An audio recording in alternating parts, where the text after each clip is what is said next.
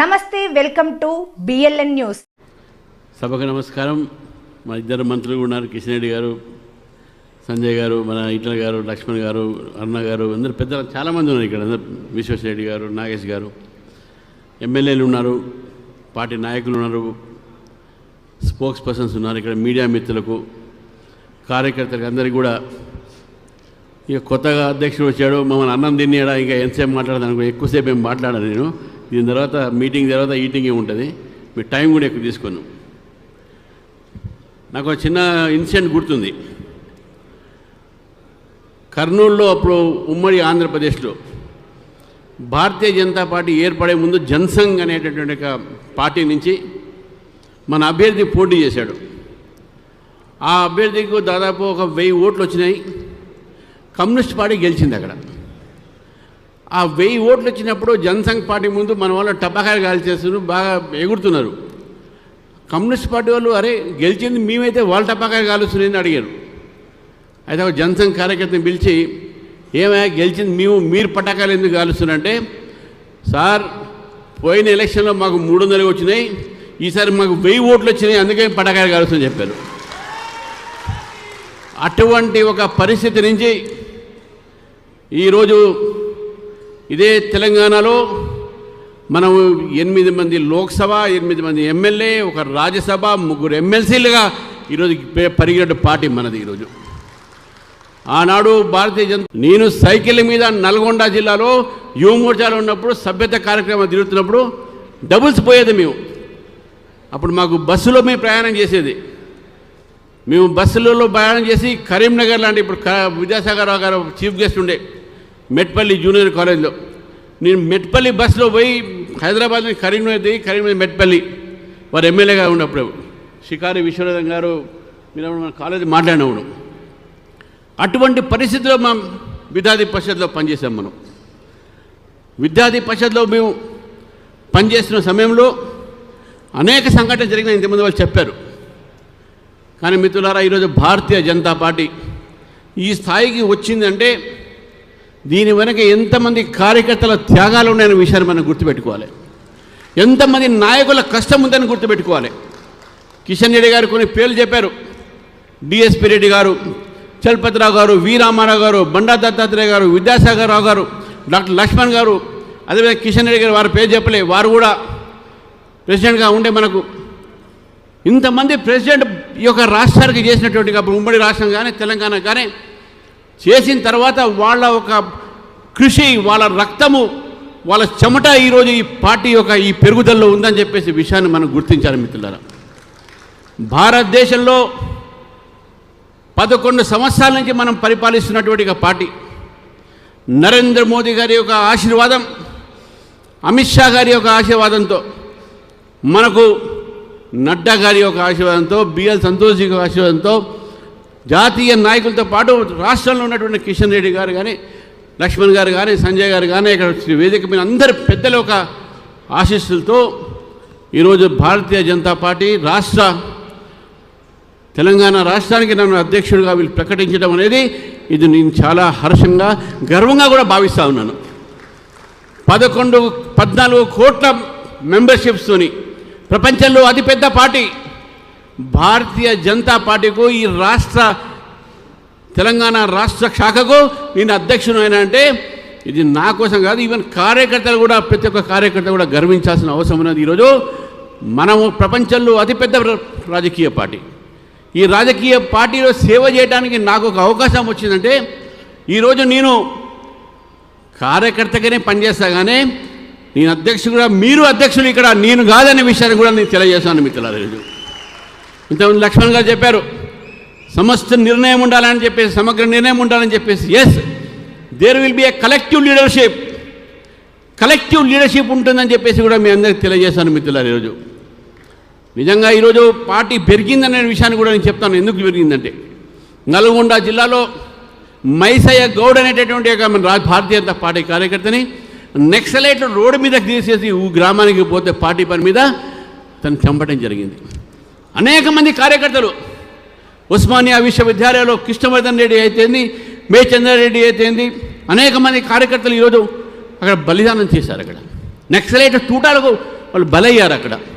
వేదిక మీద ఉన్నటువంటి ఒక మనోహర్ రెడ్డి గారు కానీ, కాసం కానీ, అదేవిధంగా దుగ్గాల ప్రదీప్ కుమార్ కానీ, ఉస్మానియా విశ్వవిద్యాలయం చదువుతున్న సమయంలో మన ధర్మారావు గారు కానీ, నేను కానీ, మీ అందరం కూడా నెక్సలైట్ల ఒక బాధ్యతలు, నెక్సలైట్లతో మేము పోరాడినాం. యూనివర్సిటీస్లో పోరాడి ఏబీవీపీని అక్కడ గెలిపించి ఈరోజు కూడా ఏబీవీపీ అడ్డాగా ఈరోజు ఉస్మానియా విశ్వవిద్యాలయం కానీ, కాకతీయ విశ్వవిద్యాలయాలు ఉన్నాయి. దానికి కారణం ఏంటంటే కేవలం కమిట్మెంట్ టువర్డ్స్ ఆర్గనైజేషన్. ఈరోజు Bharatiya Janata Party it's a cadre base party. Bharatiya Janata Party is also mass base party. Bharatiya Janata Party is ideological base party. మన సిద్ధాంతాన్ని మనం మర్చిపోలేం, మన క్యాడర్ని మనం మర్చిపోలేం. ఈ రెండు కలిసి మనం మాస్లో పోదాం.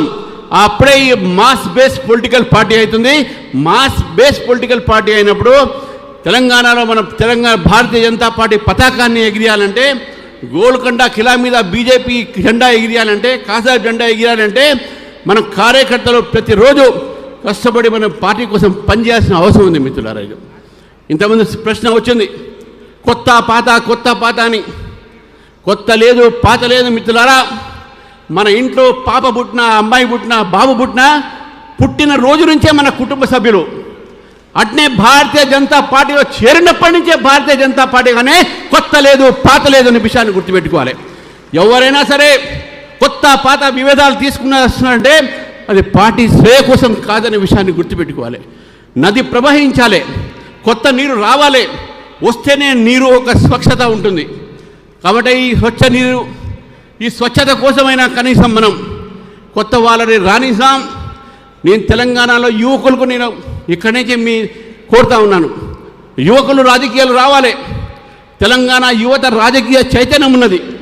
కాబట్టి తెలంగాణ యువకులు ఈరోజు భారతీయ జనతా పార్టీలో చేరాలి. తెలంగాణ మహిళలు కూడా భారతీయ జనతా పార్టీ, ఎందుకంటే రేపు రాబోయే రోజుల్లో 30% మోదీ గారు చేపట్టే రిజర్వేషన్స్ వస్తూ ఉన్నాయి. కాబట్టి మహిళలు కానీ, యువకులు కానీ ఈరోజు భారతీయ జనతా పార్టీలో చేరి భారతీయ జనతా పార్టీని బలపరిచి రాబోయే రోజుల్లో ఒక ప్రజాస్వామ్య తెలంగాణ, ఒక వికసిత తెలంగాణని మనం తీసుకురావాలంటే భారతీయ జనతా పార్టీ అధికారం రావాలి. ఈరోజు ప్రజలు చూస్తూ ఉన్నారు, భారతీయ జనతా పార్టీ వైపు చూస్తూ ఉన్నారు, ప్రజలు కోరుతూ ఉన్నారు, బీజేపీ ప్రభుత్వం కోరుతూ ఉన్నారు. కాబట్టి బీజేపీ ప్రభుత్వం ప్రజలు కోరుతున్నారు. కాబట్టి మనం ఇక్కడ తయారు లేకపోతే రేపు రాబోయే రోజుల్లో మనం అధికారం రాలేం. ఒక రాజకీయ పార్టీకో అధికారంలో రావడమే మనకు లక్ష్యం. అధికారంలో రావాలంటే మనం కార్యకర్తలుగా ప్రజల్లో పోవాల్సిన అవసరం ఉన్నది. మన ముందు ఉన్నటువంటి ఛాలెంజ్ ఉన్నది. ఇప్పుడు రేపు రాబోయే రోజుల్లో ఇక్కడ లోకల్ బాడీస్ ఎలక్షన్స్ జరుగుతాయి, స్థానిక ఎన్నికలు జరుగుతాయి. ఇంతకుముందు చెప్పారు కిషన్ రెడ్డి గారు, పంచాయత్ సే పార్లమెంట్ తక్ భారతీయ జనతా పార్టీ గెలవాలి, ఆ ప్రయత్నం జరగాలి. కాబట్టి స్థానిక ఎన్నికల్లో కూడా భారతీయ జనతా పార్టీ పోటీ చేసి మనం డెఫినెట్గా మన ఒక బలాన్ని తెలంగాణలో పెంచాల్సిన అవసరం ఉందని చెప్పేసి కూడా తెలియజేస్తూ, మిత్రులారా, 2 విషయాలు మీకు చెప్పి ముగిస్తాను. ఎందుకంటే ఇవాళ కేవలం మనం సంస్థాగతంగా మీ అధ్యక్షులు కాబట్టి ఎక్కువ రాజకీయాలు బోధించుకోలేదు. ఈరోజు చాలా సోషల్ మీడియాలో చూస్తూ ఉన్నాం, యూట్యూబ్లో చూస్తూ ఉన్నాం. ఒక మన దగ్గర ఉన్నటువంటి బీఆర్ఎస్ సోషల్ మీడియా, ఒక వాట్సాప్, ఒక యూనివర్సిటీ పెట్టుకుంది, fake news creation. Congress party అది కూడా ఒక పెద్ద యూనివర్సిటీ, పెట్టుకుంది ఫేక్ న్యూస్ కోసం. ఈరోజు ట్రోలింగ్ చేస్తాను సంజయ్ గారు చెప్పారు. ఈరోజు ట్రోలింగ్ చేస్తున్నారు. ఎవరిని ట్రోలింగ్ చేయనియండి. నా మీద నేను చెప్పారనుకుంటే, కానీ వాళ్ళకి చెప్పదలుచుకున్నాను. రామచంద్రరావు అనే వ్యక్తి నేను క్యాంపస్లో చదువుతున్న రోజుల్లో మీరు అనుకున్నట్టు సౌమ్యుడిని కాదు, 14 సార్లు జైలుకు పోయేసినటువంటి వ్యక్తి నేను. విద్యార్థుల కోసం పోరాడి పోలీసులు దెబ్బలు వ్యక్తిని నేను. నక్సలైట్ని అరెస్ట్ చేయమని చెప్పి జితేందర్ రెడ్డి మర్డర్ తర్వాత అసెంబ్లీ ముందు నేను ధారణా చేస్తుండగా ధర్మారావు తెలుసు, పోలీసులు నన్ను లాఠీ చార్జ్ చేస్తే నా చేయి ఇరిగినటువంటి విషయాన్ని గురించి మీకు తెలియజేస్తాను మిత్రులారా. సిద్ధాంతం కోసము, కార్యకర్త కోసము మనం త్యాగాలేయడానికి సిద్ధంగా ఉన్నాం. అగ్రెసివ్ అంటే ఏదో గుండెలిప్పి కాదు, అగ్రెసివ్ అంటే సిద్ధాంతం మీద నమ్మకమైన విషయాన్ని గుర్తుపెట్టుకోవాలి మిత్రులారా. ఇది అగ్రెసివ్నెస్. రామచంద్రరావు సోముడు కావచ్చు, మెత్తడు కావచ్చు, ఎస్ కానీ యుద్ధంకి దిగితే ఇప్పుడే నీకు కత్తి తీసాను బయట, కత్తి పొడవగానే ఈరోజు ప్రజాస్వామ్యంలో నడవదు. కానీ ప్రజాస్వామ్య పద్ధతిలో ఈ ప్రభుత్వం వ్యతిరేకంగా పోరాటం చేస్తాం. నేను పోరాటం చేసి విద్యార్థి పరిషత్ నుంచి, విద్యార్థి దశ నుంచి ఇక్కడ దాకా వచ్చాను. నేను అడ్వకేట్ల కోసం నేను పోరాడాను, న్యాయవాదుల కోసం పోరాడాను, టీచర్ అడ్వకేట్ మన విద్యార్థుల కోసం పోరాడాను. ఈరోజు తెలంగాణ ప్రజల కోసం పోరాడతాను.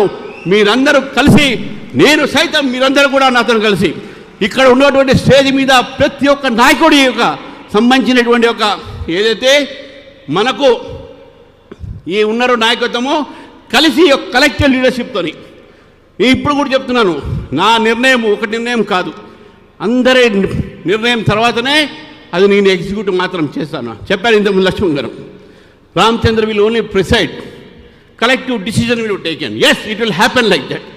కాబట్టి మిత్రుల తెలంగాణలో మాకు భవిష్యత్ చాలా ఉంది. చివరికి ఈరోజు నాకు ఈ అవకాశం ఇచ్చినట్టు మిత్రులందరికీ మరొకసారి చెప్తా ఉన్నాను, సోషల్ మీడియా మీరు కూడా ఏ దాంట్లో మీరు క్యారీ అవుట్ కాకండి.